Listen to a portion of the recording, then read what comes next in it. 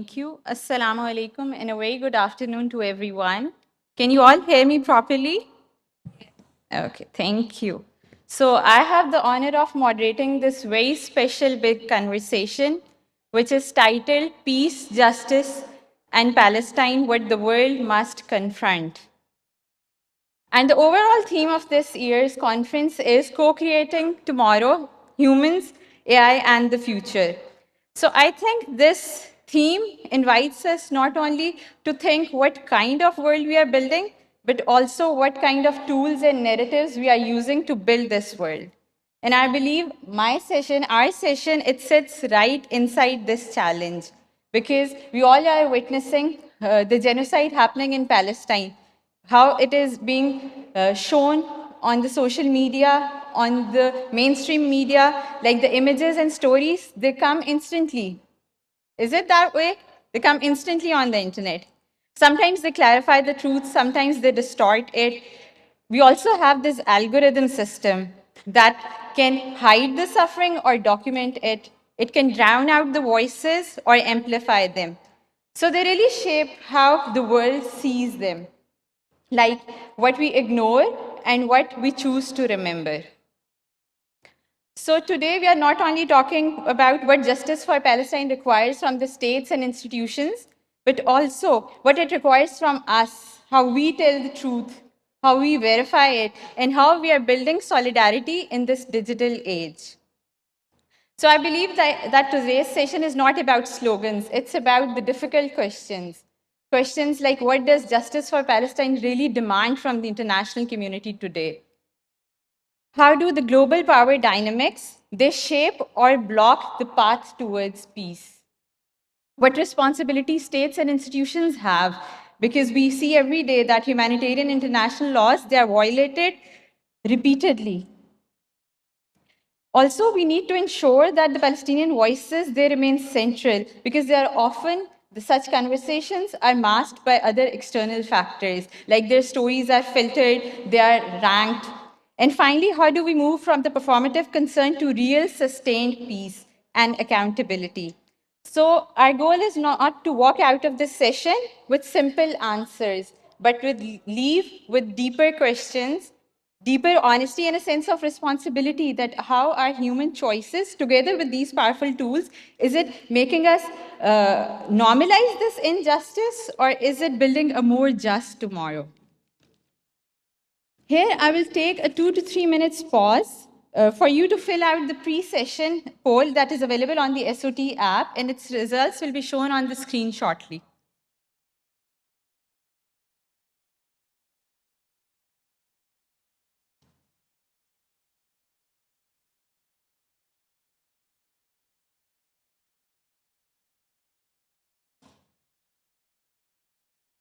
You can fill out the poll, and meanwhile, I will be introducing our worthy panelists. So I'm joined by a powerful and a diverse panel. We have with us Mr. Rahman Alhelo. He's a Palestinian student from Gaza who is studying here in Lahore at University of Lahore on scholarship. His family remains in Gaza, living through the ongoing genocide. Before beginning his studies in Pakistan, he gained professional experience across multiple countries, and he has also worked with Maria B. Limited in Pakistan.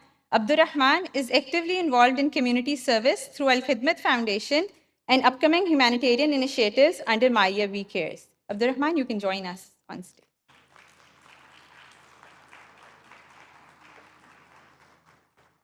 We have Ms. Sumaya Abdul Haleem. She is originally from Gaza with a bachelor's in business administration. She works at Maria B as a program manager CSR, connecting corporate social responsibility with humanitarian causes. She is actively involved in community service and humanitarian volunteering in Pakistan, working to support Gaza from afar.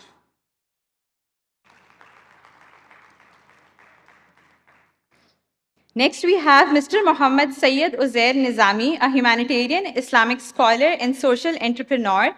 He holds a bachelor's degree in Islamic studies with a specialization in Asul al-Harb, Dubai, and has served as a business consultant to more than 14 businesses. He is the founder and CEO of Mend Your Heart, a platform dedicated to Islamic spiritual and social reform. He has been widely recognized for his efforts for Palestine. Most recently, he was the member of the Pakistani delegation on the global Samud flotilla, and the only delegate who successfully made it out after the Israeli interception of the main vessel.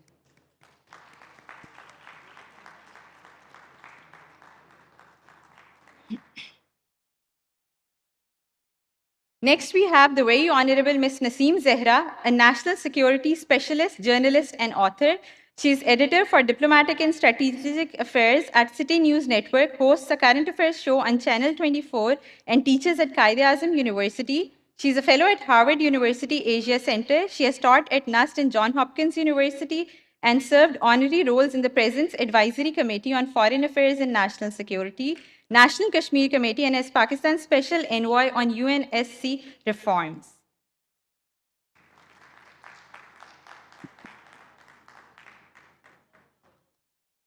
I'll pause here for the pre-session poll. Its results on the screen. Is it? Okay. So today we have lived Palestinian experience, we have humanitarian relief, and we have social responsibility, civil engagement, and national security and diplomacy. So all at one table. Let's begin. First, I would invite our panelists to each one of them share in 2 to 3 minutes their sharpest starting points that what justice for Palestine really requires. So Rahman, let's start with you. You are from Gaza and your family is still there. And you are here in Lahore. So in 2 to 3 minutes, when you hear this title, what comes to your mind? What do you wish the world knew? What justice for Gaza, for your people means? Yeah, sure. So, from the title, which is about peace, justice, and Palestine, that talks about peace, while a people reminded under occupation is a form of surrendering, and I believe the real peace could only come after liberation and restoration of rights. Our case is not starvation and genocide or ethnic cleansing, but it's a stolen home, and we believe that justice didn't mean improving the living condition of refugees or giving them alternatives, but rather reconsider their rights. Thank you, Rahman. Moving on to you, Sumaya, as someone living in exile, but your heart still yearns for Gaza. So, what does the word justice mean for you beyond the headlines, beyond the charity?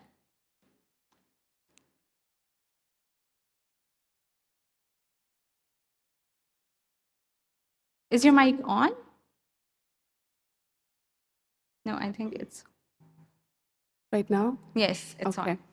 So for me, simply justice means I get the right to go back to my country, which I am deprived of. For me, the right to live with my family, which I am denied of as a Palestinian in exile. I always had, a problem with my grandfather that why did you leave Palestine? And we should have lived there. I don't know what had happened. I didn't know back then what had happened in 1948 when they moved out of Palestine, what pushed them actually. We read in books. They have told me what happened back then and how bad the situation was and why they left Palestine. But I never understood it. But today, after whatever had happened in Gaza, the genocide, and how social media has made us understand and see whatever, with the smallest details, whatever has happened over there, now I understand why they lived, and I would never blame him. So for me, justice as a Palestinian in exile means that I get to the rights to go back to my country, to celebrate with my family whenever there is a wedding, whenever there is Eid or anything. So for me, as a Palestinian living in exile, the Eid is a nightmare, for example. This is like a small thing. I'm just telling you this very small things. And for me, I always wonder when, because living in a Palestinian family, you're actually like, my family always raised me on that we were always going to go to Palestine. One day we're always going to go. This is not your country. And one day we will go. And when we go, this will happen. This is our house. So we're always living in fantasy, right? And I'm always waiting for that day where we're going to go. So the justice for me is to be treated as a normal human being who gets the right to go see how my country also looks like. Thank you, Sumaya. I can relate to this. I'm a Palestinian by marriage. My husband is a Palestinian and he's living in exile. So I can relate how my in-laws, how they are always very mindful whenever they are celebrating something. Like even at my wedding, they were like hindering to celebrate, make a celebration. So it really touches my heart that how they feel for their relatives and everyone. So thank you, Sumaya, for giving us an image of it. So coming to you, Uzair. Yeah. You have been a part of the global Samud flotilla. You were with people who were ready to give up their life and physically move towards that place. So in 2 to 3 minutes, in your humanitarian lens, where do you think, where in peace and justice the world stands today? Bismillah ar-Rahman ar-Rahim. First of all, peace is often talked about, but not defined through the lens of oppressed. By peace means self-respect, dignity, and equal rights and safety. इस वक्त जैसे हम देखें कि दुनिया के अंदर दो तबके बन चुके हैं. The world has divided into two parts. एक वो है जो अवाम का तबका है और एक वो है जो अथॉरिटीज़ का, स्टेट्स का, इनका तबका है. और जो अवामी तबका है उसके अंदर हम देखते हैं कि एक अवेयरनेस है, उसमें डॉक्टर्स हैं, उसमें सिविल राइट एक्टिविस्ट हैं, उसमें जर्नलिस्ट हैं, उसमें स्कॉलर्स हैं, उसमें पैरामेडिकल स्टाफ है. डिफरेंट डोमेन्स के जो है वो लोग उसके अंदर अपना किरदार अदा करने की कोशिश कर रहे हैं.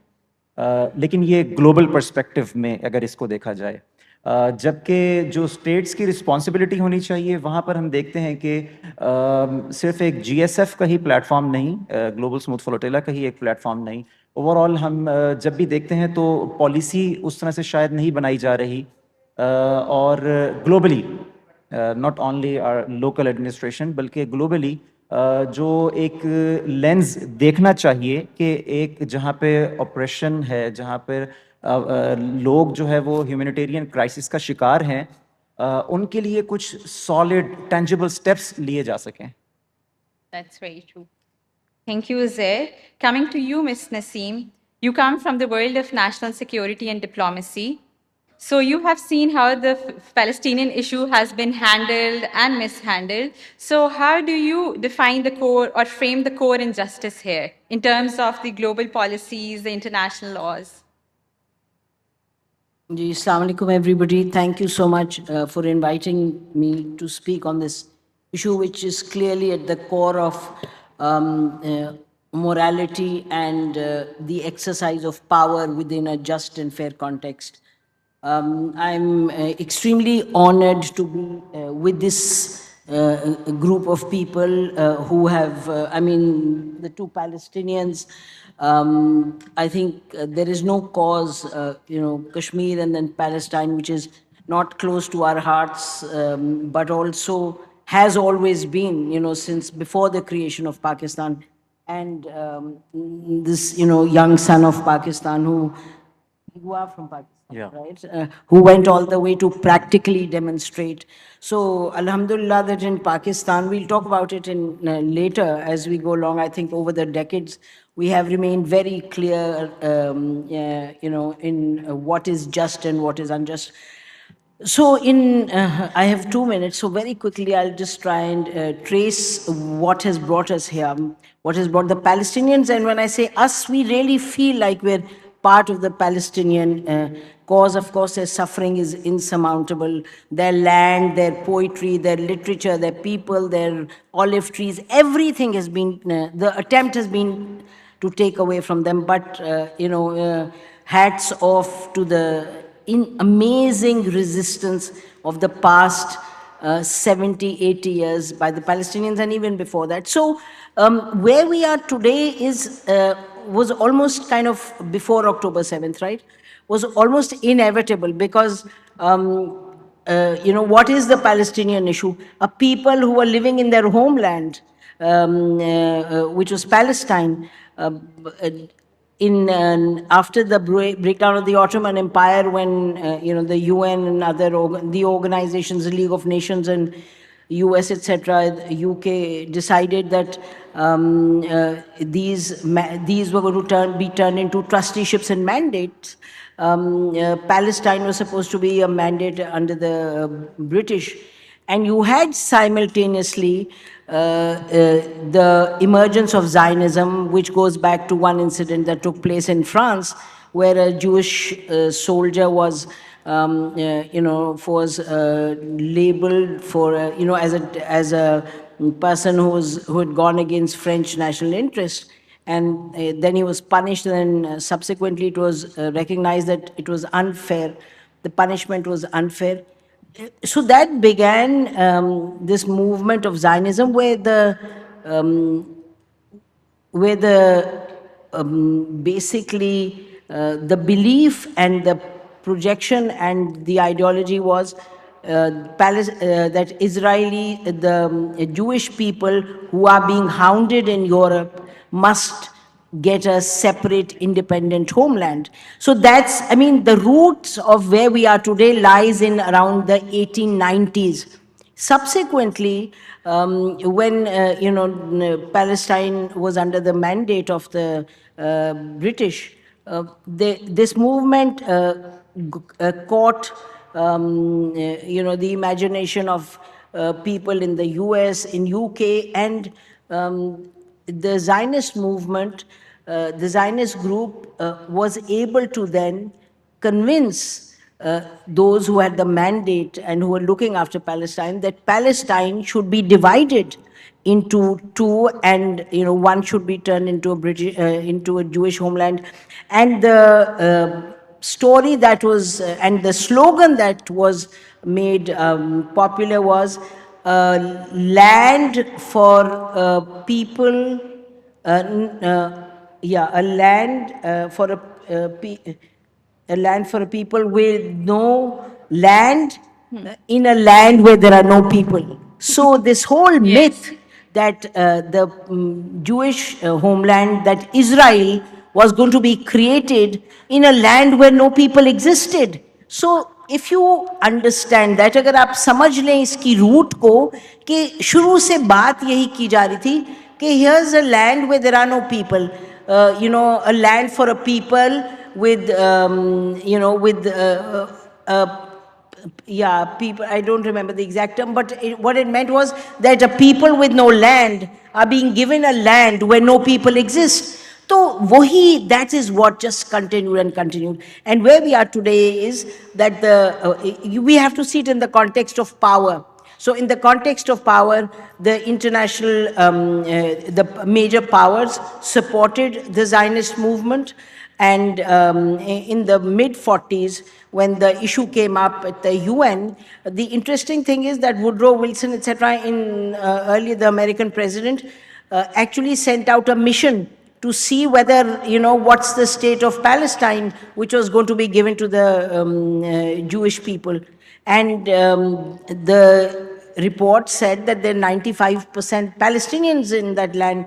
But anyway, then Israel, the Zionist movement, launched its killing sprees, and Haganah was a terrorist movement that they used systematically to kill the Palestinians. Palestinians were thrown out of their homeland, they were forced out, and the first Nakba then took place with 70,000 being, thrown out of Palestine. And then the world supported, the US supported, the UK supported the creation of Israel, and that support has continued till this day. So, UN resolutions and military support and everything that was needed to prop up this illegitimate Zionist state was, was done. Where we are today is a little different, but in terms of peace and justice, obviously, Peace and justice will only come when the Palestinians have their own homeland. Subsequently we will talk about, where we are now, etc. I've taken up more time. Yes. Thanks. Sorry. Thank you. But you were very right. Even in the beginning, they played with narratives, and even today, they're playing with narratives, like how they portray the 7th October. So since the beginning, they are playing with narratives. So thank you, everyone. We already have a lot on the table. So let's push this conversation a bit deeper. But while we are having this conversation, I want you all to keep this one question in mind, that what future are we co-creating with our policies, with our institutions, and especially how our stories are filtered on the internet, like the algorithms we talked about before. So starting with you, Rahman, I will start with your lived experience. You are from Gaza and your family is still there. So how do you define your everyday life in Gaza, like what your normal day actually looked like, if you want to share any example or any instances that you think the people need to know?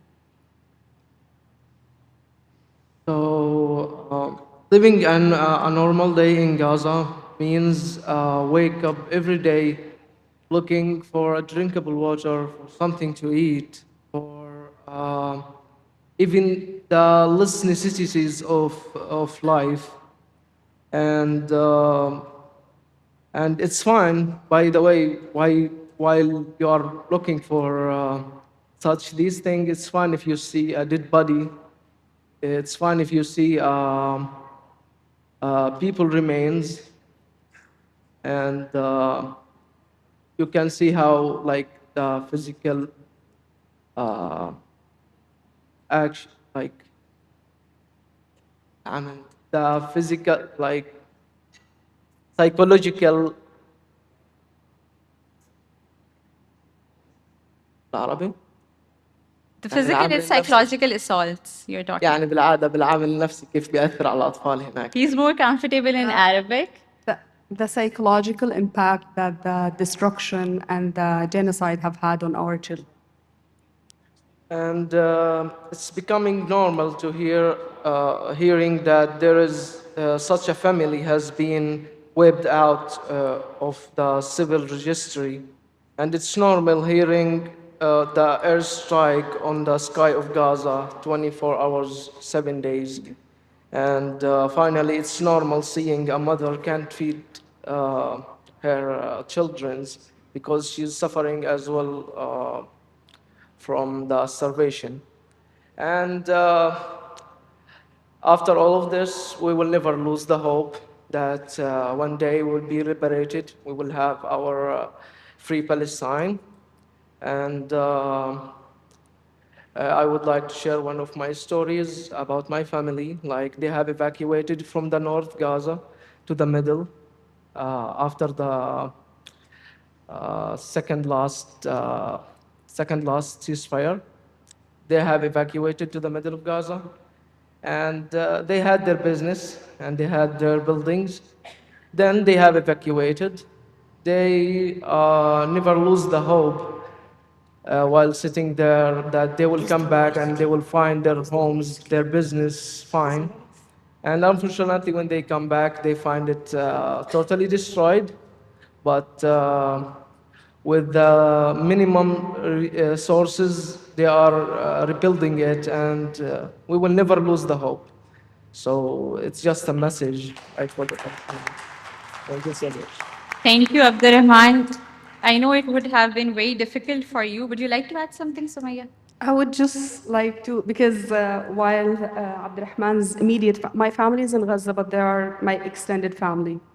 Of course, I feel and I can't, sometimes I'm just shattered and I'm having very bad days and rough days about when I hear there is, like the occupation forces are very near my area. I get very nervous. But about Abdurrahman, I remember because we worked together in the same place. So, when he says just his family left a place to a place, like they left the west of Gaza to the north of Gaza or the opposite, I just want to tell you what it means. He wouldn't sleep till 4 o'clock or 5 o'clock in the morning because he's always in constant fear that a bomb would drop on his family's house. He would have to come the next day to work, to report to work, normal, human. And he would have to be active, right? And do his duties, go to exams, because he also studies. A normal human, and he's safe. Even the safety that we are living, the safe life, alhamdulillah, Pakistan is very safe. We consider it very safe, right? I know some would disagree with me, but for us, it's very safe, and we're blessed.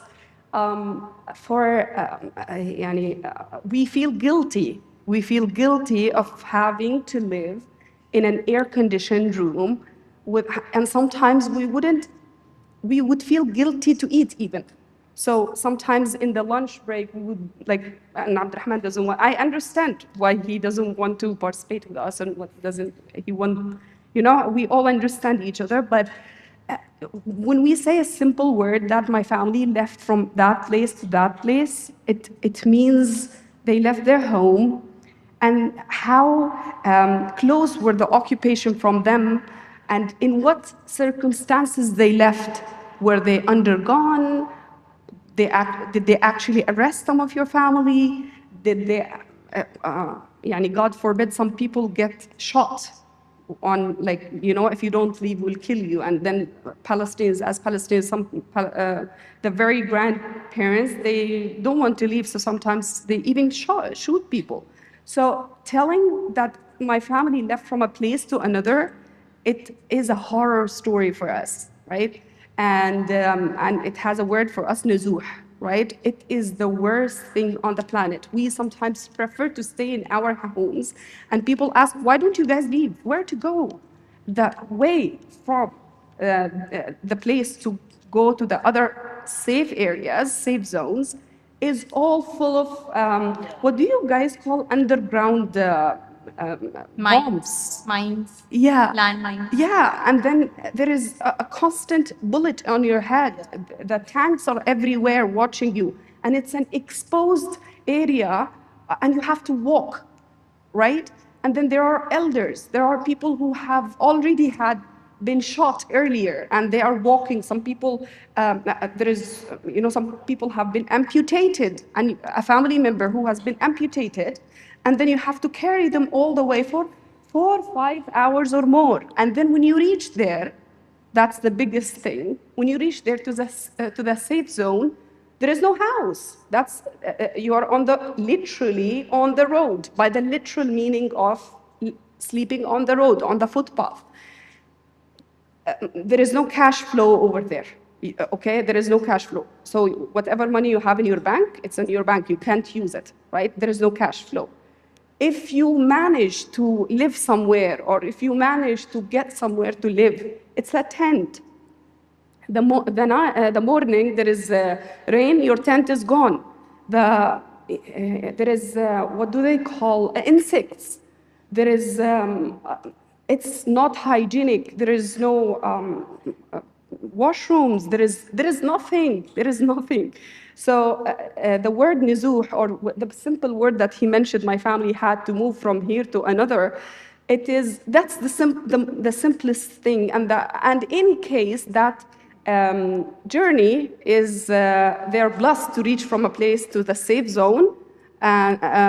This is how hard it is. This journey, how hard it is, and we consider, oh, alhamdulillah, my family moved from this area to this area, and this journey itself is so problematic. Some people don't even make it to the safe zone, and that safe zone, once you reach, the next morning, oh, there is a flyer that you have to leave. This is not a safe zone anymore. So life in Gaza is very, very, very hard. I had a cousin whose 2 years old daughter had to be amputated with no anesthesia, right? And I can't explain to you the mother when every day my cousins ask me, what did you guys do today for us? When the war was happening, every day they asked me, what did you guys do for us today? What did your friends, what did you guys do for us? You know what hurts the most? That every day I have to lie to them That today we were on the road, today we were promised this by the government, today people didn't come back from the roads because they were protesting all night. And I have to lie to them that people here are very concerned, that entire world is on their toes. And that gives them a little bit of hope. That gives them a little bit of, alhamdulillah, the world is standing with us, right? And this is the genocide, and it has its own toll on us. But what's more painful is the betrayal, is the silence of the world, is that people still talk about boycott. People still can't replace Coca-Cola with another brand. We're not asking people to stop purchasing those products and deprive themselves from those things, but people cannot stop themselves to have these small little things because they think, oh, what is going to happen? You do your part. Allah is not going to ask you on the day of judgment, why didn't you free Palestine? Allah is going to ask you, why did you have that? Why did you do that? What was in your hand?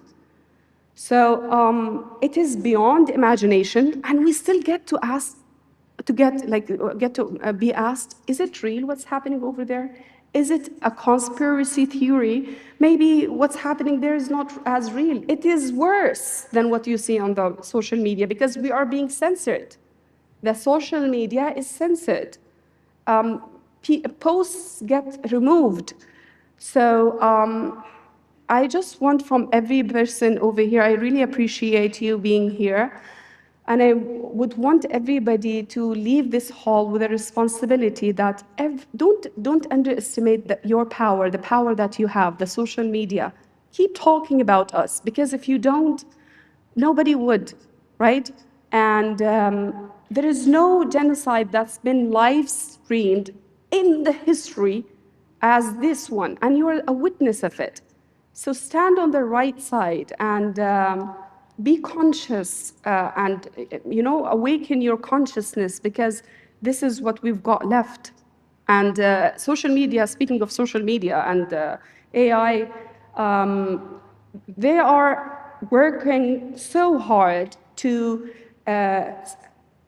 what do they desensitize us? Is this the right word? Yeah, desensitize us as humans, and make us used to see these bloodshed and whatever is happening, the genocide, by from very long ago introducing movies that are Game of Thrones and those all movies that they exposed us to a lot of bloodshed before. And I believe it was all a part of the plan. Now people, when they see a lot of blood, they either can, oh, I can't see, or they just watch it and it's normal for them because of the video games that we play, and we have to constantly kill people and get more points.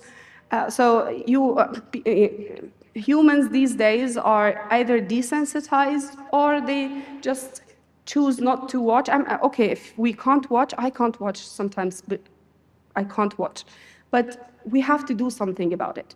We have to be conscious about our choices, ethical purchasing, and always remember them. Even the war have stopped right now, but they still bomb. Not as much as it was before, but they will again start bombing if we don't speak about them, if we don't post constantly about them. Thank you, Sumaya. Thank you. I'm out of words. The world uses such heavy terms, but you just explain what the ordinary life feels like under extraordinary oppression. Thank you, Sumaya.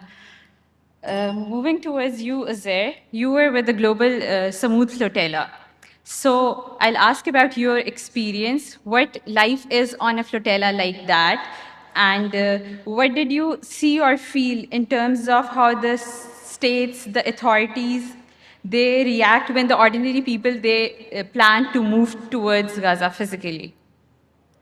Well, recently, as I was part of Global Smooth Flotilla, and we observe the number of people who were participating in it, and from around the world, only 800 and something people were part of the Global Smooth Flotilla, which was like पूरी दुनिया से यानी करोड़ों की आबादी के अंदर, अरबों की आबादी के अंदर सिर्फ 800 कुछ लोग जो है वो इस काबिल हैं कि वो इस तरह के किसी भी मिशन के लिए या इंसानियत के लिए इस तरह से आवाज़ उठा सकते हैं although it was very fascinating कि जो है वो लोग उठे हैं एटलीस्ट वो जो सेंस ऑफ रिस्पॉन्सिबिलिटी है वो लोगों में पैदा हो रही है लेकिन फिर भी it has to be grown like उसको बढ़ना चाहिए दूसरी चीज़ ये कि about the question you asked simply I would say the world has failed to provide justice and peace, especially in the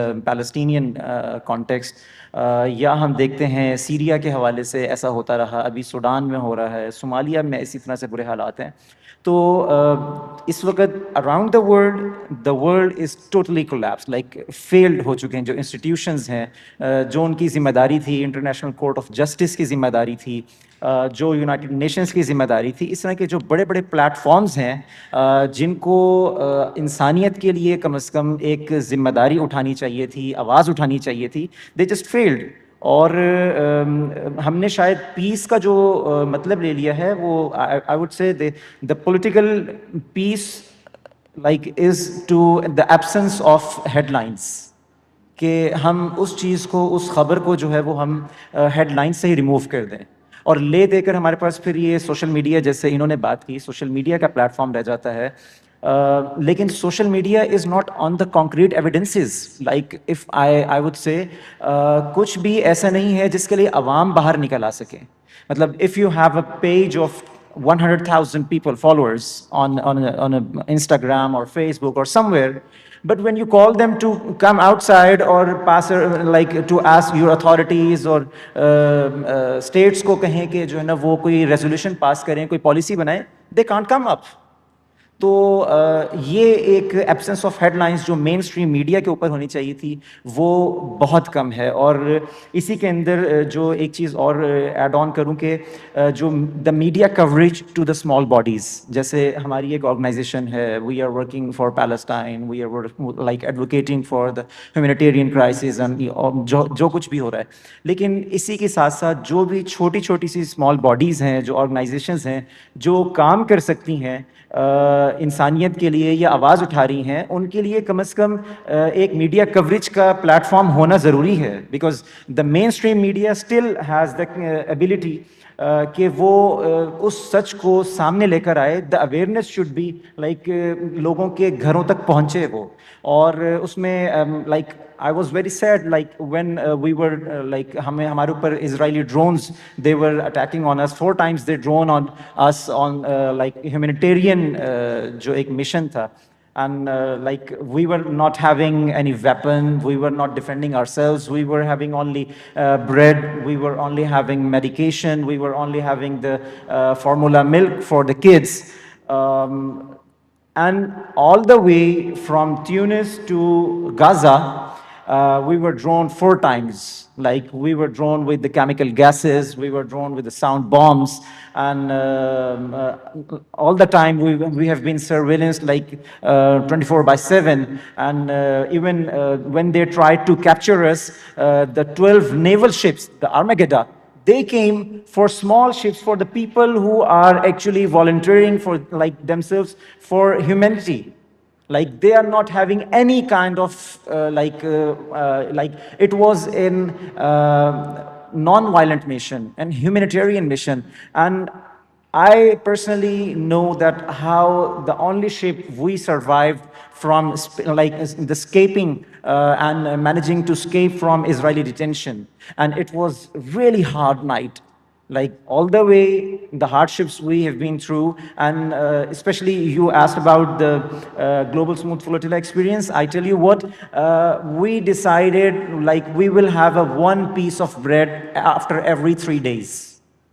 Because we were carrying the aid, the humanitarian aid for the people of Gaza who have been suffering from from decades. Yes. and they can't even have a food, they can't even have a clean water, they can't even, like, if they get bombed and they come out of from the rubble, and they can't even wash themselves. They don't have water, they don't have anything. The children are like they are like वो बच्चे पैदा हो रहे हैं और उनके लिए किसी भी तरह की कोई medication नहीं है. The kids are born and they have to do surgery without anesthesia, and they are asking the kids, okay, recite Surah Al-Fatiha. What is it? Like, इतना मॉडर्न वर्ल्ड के अंदर living in this like joint, जहाँ पे information आ रही है, जहाँ पे education का इतना सब कुछ है, जहाँ पे इंफ्रास्ट्रक्चर है, जहाँ पे फर्स्ट वर्ल्ड कंट्रीज दुनिया को सुपर पावर्स के तौर पे शो करवाती हैं, वहाँ पर हम उन बच्चों को without anaesthesia they are like doing surgery, they are cutting their organs to just to live them alive. Like what is it, like how we are, like what we are doing it. तो for that actually we decided कि हम हर 3 दिन के बाद एक piece of bread लेंगे. मेरे पास आज भी वो पिक्चर मौजूद है जो मैंने अपना पहला 3 दिन के बाद the first piece of bread I ate. तो like it was very hard for me, like मैं काफ़ी देर तक even I was crying a lot, like how the people of Gaza are living in these kind of circumstances. And when I am lying, like when I am eating this kind of bread with only ketchup on it, no, like no luxury dinner or lunch on a boat, and you are facing hurricane and you're facing the waves 8 to 10 feet high, and surveillance and drone attacks and all this, like it was like after this event, I personally believe that the institutions or the states are failed, unfortunately. Thank you, Uzair. Yeah. It's truly very brave of you. Thank you. So coming to you, Ms. Nasim, as Uzair talked about the lack of headlines, and at the same time, there is abundance on the social media.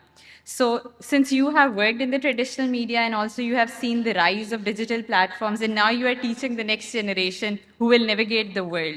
So what responsibilities do you think journalists, educators, and even the tech platforms they have if we say that we care about peace and justice and human rights?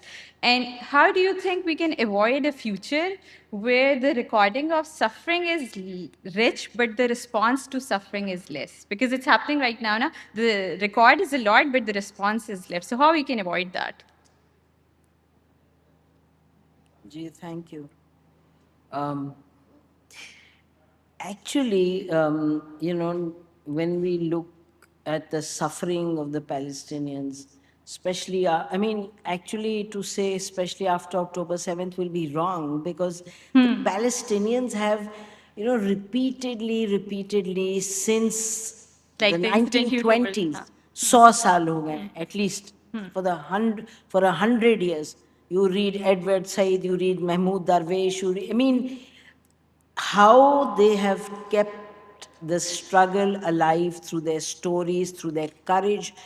मैं आपको बताऊं कि when I look at Muslim history, where the Palestinians are today, and the fact that hundreds and thousands of them who could have escaped have decided to stay and fight back.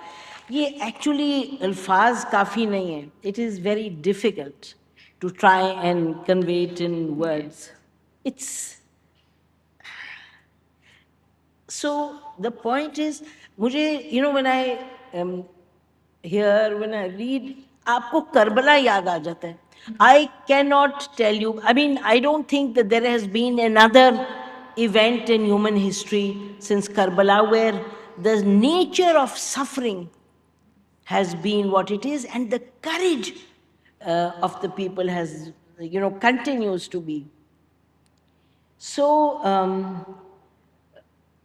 2 or 3 things. One, telling the story, telling the truth, spreading the truth.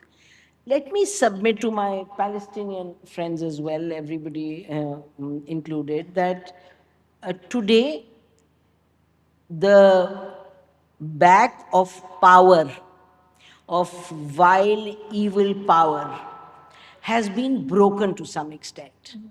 I don't want to in any way undermine the suffering of the Palestinians, but I want to say that the genocide, the bravery, the courage, the resistance, and the stories. You know, I have sat night after night on the space that is their social media space, where people have been reporting directly from Gaza what was happening.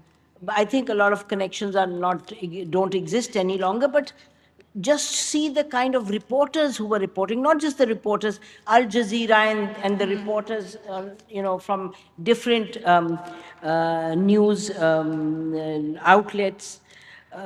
Also on social media, I think the stories have been, they have been, it'll never be enough. It'll never be enough. Matlab, if you're talking of humanity, if you're talking of justice, then all we should be talking about is Palestine. I mean, what is going on in Gaza, even after the Trump plan, which which I will say that with all its weakness, what else did we have? What else was there? So while being very critical of the Trump plan, you know, in terms of where are the Palestinians, where is their right to govern, where is the future of Palestine, where is self-determination, where is all of that?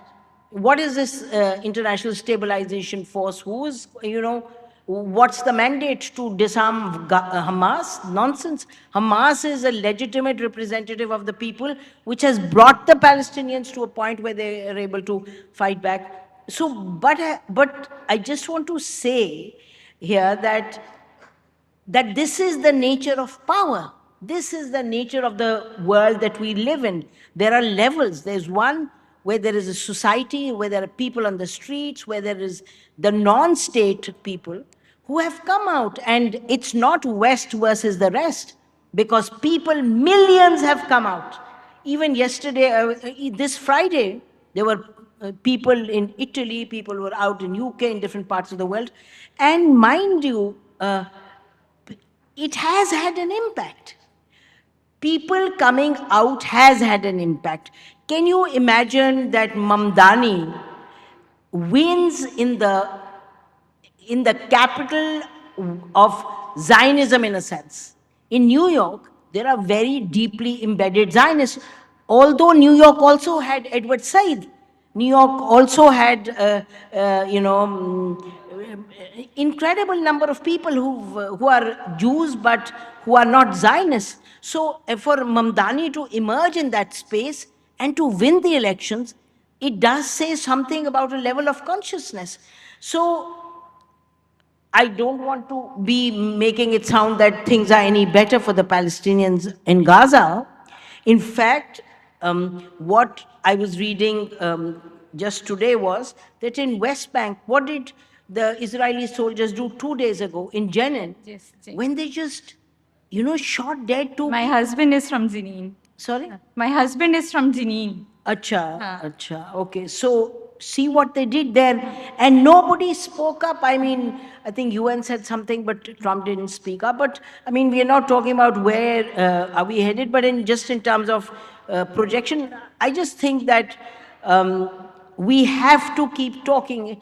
And in Pakistan, I think, I mean, I don't know. It seems that on major issues on a daily basis, the Pakistani media, social media, and mainstream media, any major event, I think they continue to cover. And if Pakistan's government today talks of the Trump plan, but at the same time talks about what is ISF, what is the future. I mean, the resolution has been passed, 2803, but everybody knows that things have come to a standstill, because even the Arab world today is being forced to ask the fundamental questions that are important for the Palestinians. So it's an ongoing struggle. In terms of the future, where we are headed, the truth is that on the one hand, you have Israel with all its technology, with all the, not only does it continue to butcher people inside Palestinian territories, but what is it done in Syria, in Lebanon, in Iraq, in Iran, and it continues to do that, and it has the backing of the United States. like maybe 1% less than what it was in the past, but it does. And despite that, people are still standing up. Despite that, they have not been able to take over, their whole vision, their whole nightmare of a dream of greater Israel.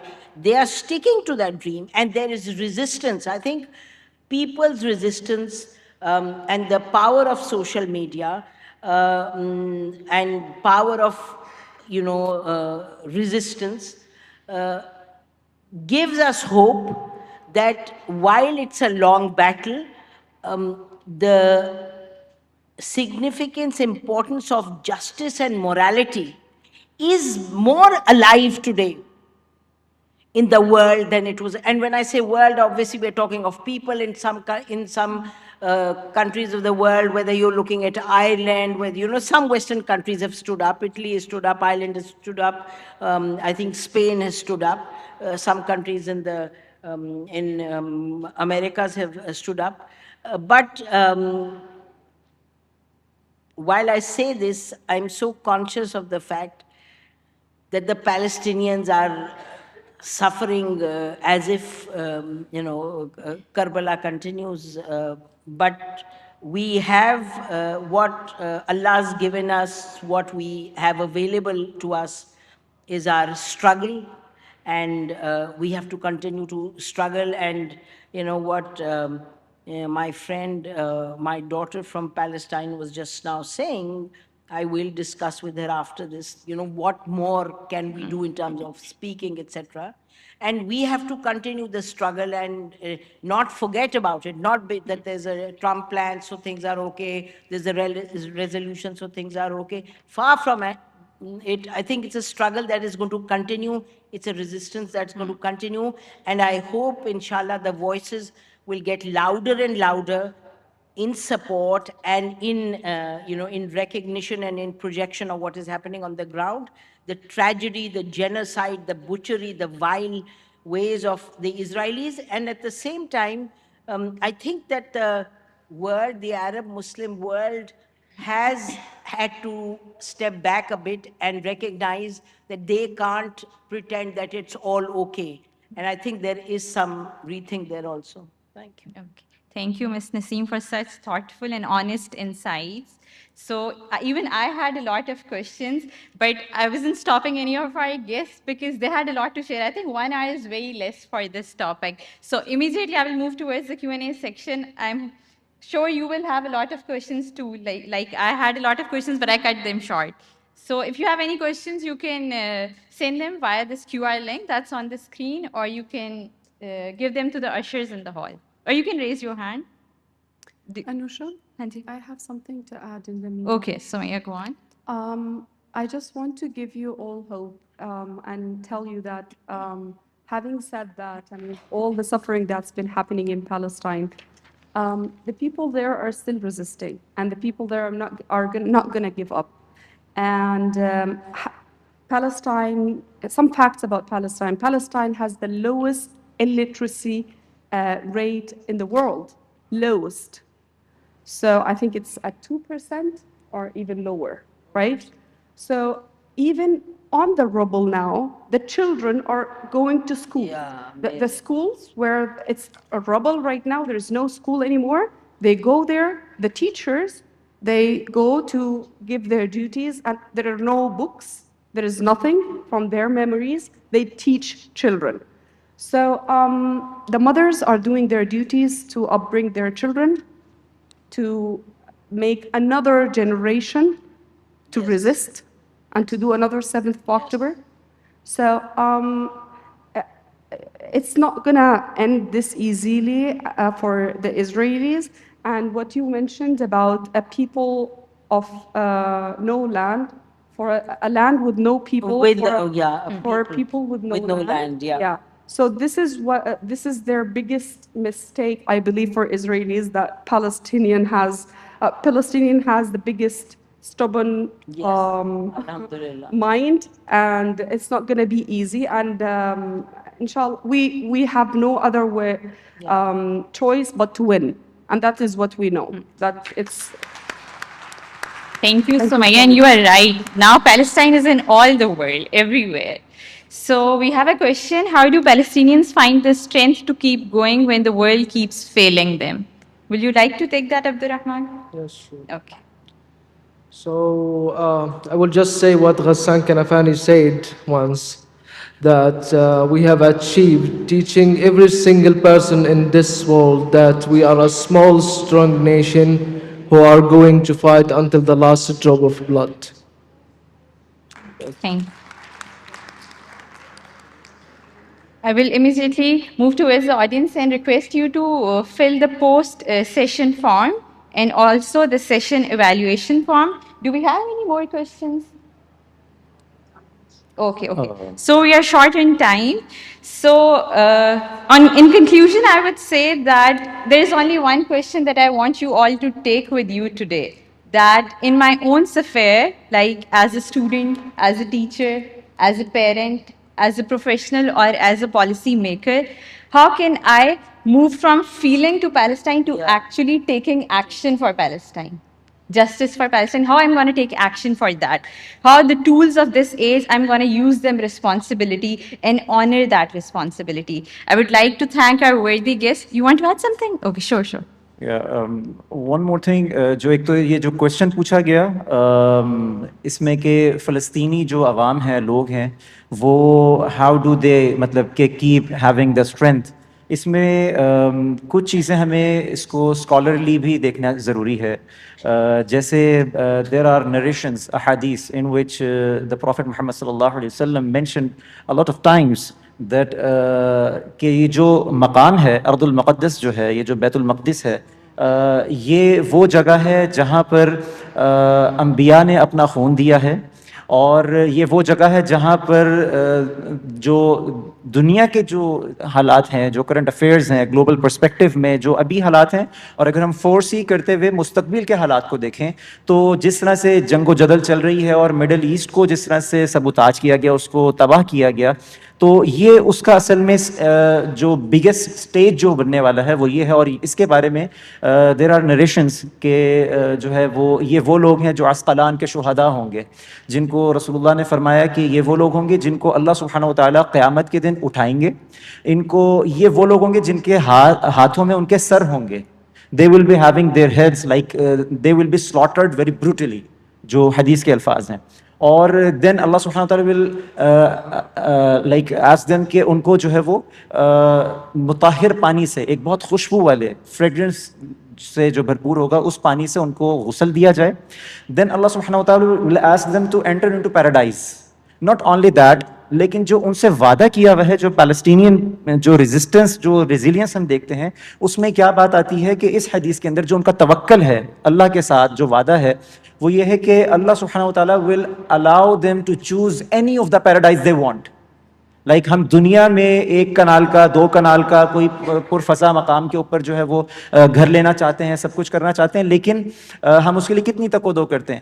And they are resilience, وہ بہت strongly جو ہے وہ اس کے ساتھ connected ہیں. اور دوسری چیز جو وے فارورڈ کے اندر ایک ہونی چاہیے، جو ہمارے پینلسٹ نے جس کے اوپر بات کی، کہ دیکھیں ہم ملائیشیا میں گئے اور وہاں پر ہم نے ایک کولیشن فارم کیا تھا جس کے اندر پاکستان، ملائیشیا، شری لنکا اور مالدیو، یہ 4 اسٹیٹس تھیں جنہوں نے ہم نے مطلب وہاں پہ جو پاکستانی ڈیلیگیشن تھا، انہوں نے جو ہے وہ اس کو ایک کولیشن فارم کیا. اور اس کے اوپر ابھی جو 1-1.5 مہینہ پہلے جو پرائم منسٹر صاحب گئے تھے ملائیشیا، تو وہاں پر ہمیں وہاں سے میسج آیا کہ now we are moving towards کہ ہم ساؤتھ ایشین کنٹریز کا ایک بلاک بنائیں، ایک ہم جو ہے وہ اس کے اوپر کام کریں. تو اگر عوام میں سے جو ہے یہ چیز ہو سکتی ہے تو اس کا مطلب ہے کہ ہم بہت سارا کچھ کر سکتے ہیں. اگر ہم صرف بائیکاٹ ہی نہ کریں بلکہ اپنے برانڈس کو پروموٹ کریں ان اے وے کہ وہ آگے جا کے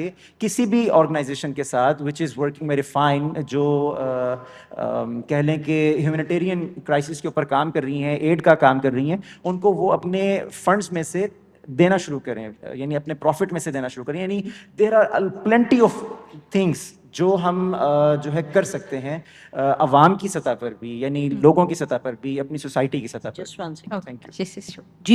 I just saw the Thanks, question sir. written here. Yeah, that do you think that the Palestinian suffering has been normalized, and how do we counter that? And out of the question, there is no question Yes. that the Palestinian suffering is not being normalized on a daily basis, on an hourly basis. It is something that is being questioned. Obviously, much more needs to be done, but there's no question.